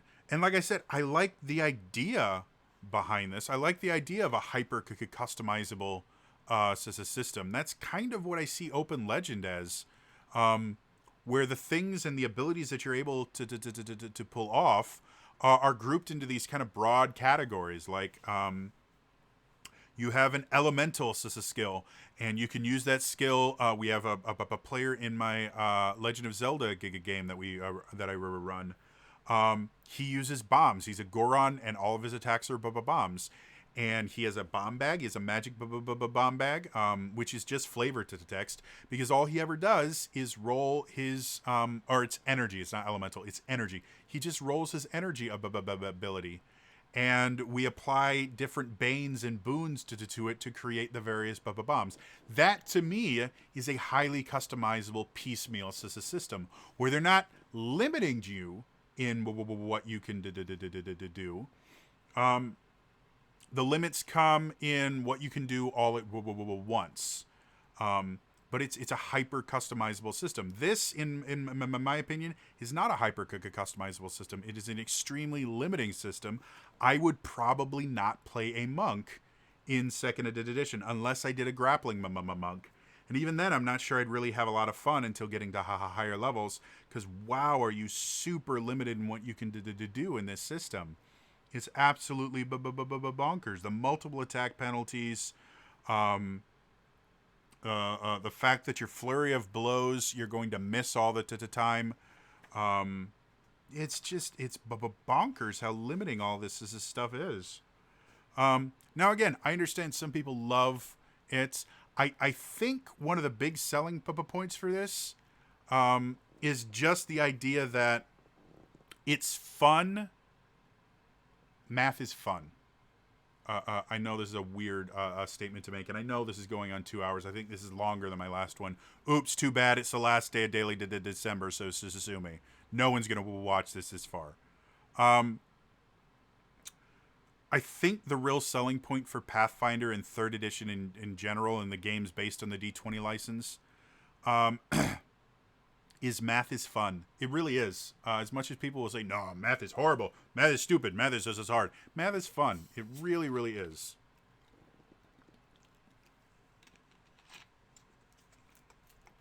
And the reason math is fun is because of how math was designed and its basis in logic. Math always has a right answer. And as long as you understand the system, you can always find that right answer. So you are never wasting your time in math. Now, when you get into theoretical math and stuff like advanced calculus and theoretical calculus, yeah, technically there are problems that don't have solutions currently. But I'm talking about just basic math, which is what you're never going to integrate under a curve in 5th edition or in 2nd edition Pathfinder. So you're not going to be using calculus here. You're using math.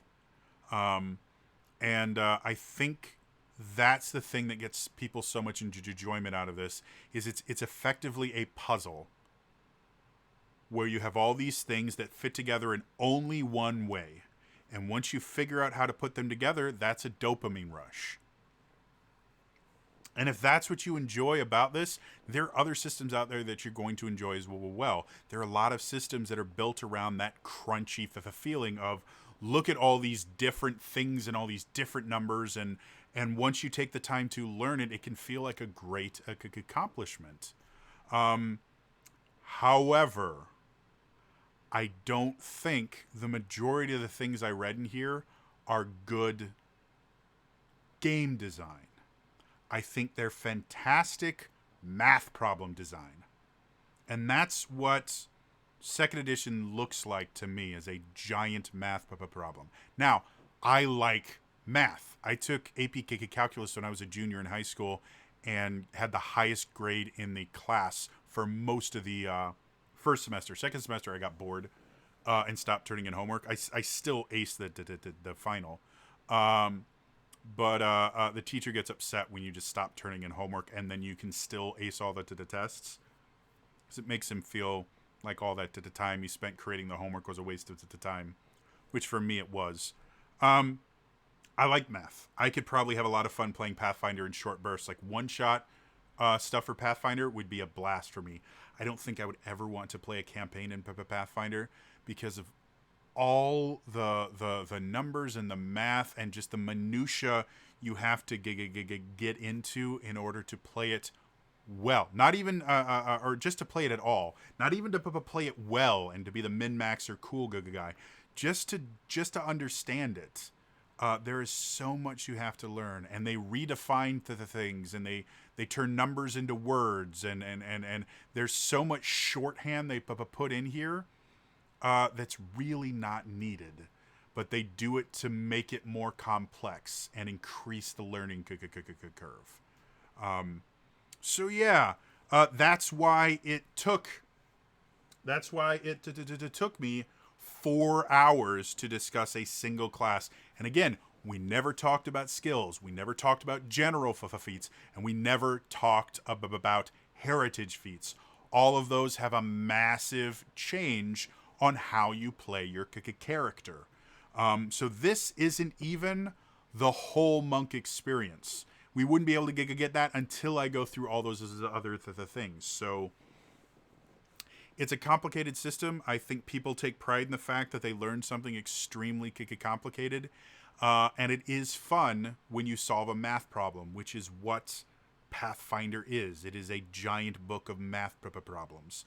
They disguise the math problems by turning numbers into words, but that's what it is it is a giant math problem. And yeah, the only real difference in this is, again, math problems have one right solution, which isn't actually true, because there are a lot of math problems that have multiple solutions. So it is a math problem. That's all it is. This is your math textbook. Like I said, I think it's super cool. I like a lot of the ideas behind the things here. The stance idea, I think, is massively cool, and I want to create at least a stance-based monk in 5th edition, because I think that would be really, really fun and interesting. But the way they're executed in here, all stances do is limit what you can do with your character. They're not things that open up your opportunities. They limit your opportunities to a single path. And even as you expand them and give them more abilities you can do, they limit those expansions by only allowing you to use them in certain situations, or forbidden you from using them for multiple turns. So yeah, I like the idea of Pathfinder. I don't like the application in the second edition here. I think they misunderstood what made 5th edition popular, and they tried to copy aspects of a 5th edition, thinking maybe it would make them competitive, and it's not. This is significantly more complicated than the first Pathfinder, which is what some people loved about the original Pathfinder. But I think after seeing Taken 20's take on it, pardon the pun, I think is blowing up in their face that they created. They claim to be simplifying the system and simply complicated it and added complexity for complexity's sake, which is a detriment. It makes things less useful, not more useful. So, yeah, that's almost 2 hours again. If you made it to the end of this video, put the word kumquat in your comment somewhere so I know you got this far. Sorry this took so long, but like I said, I could do an entire series comparing a single class in Pathfinder to a single class in 5th edition, and I would not be able to cover all of it. Thank you for the phone. Anyway, that's all for me today. I will see you guys next time, because this is the end of the Daily December. So I will have a wrap-up video that comes out sometime in January. But other than that, have fun, everyone. Bye-bye.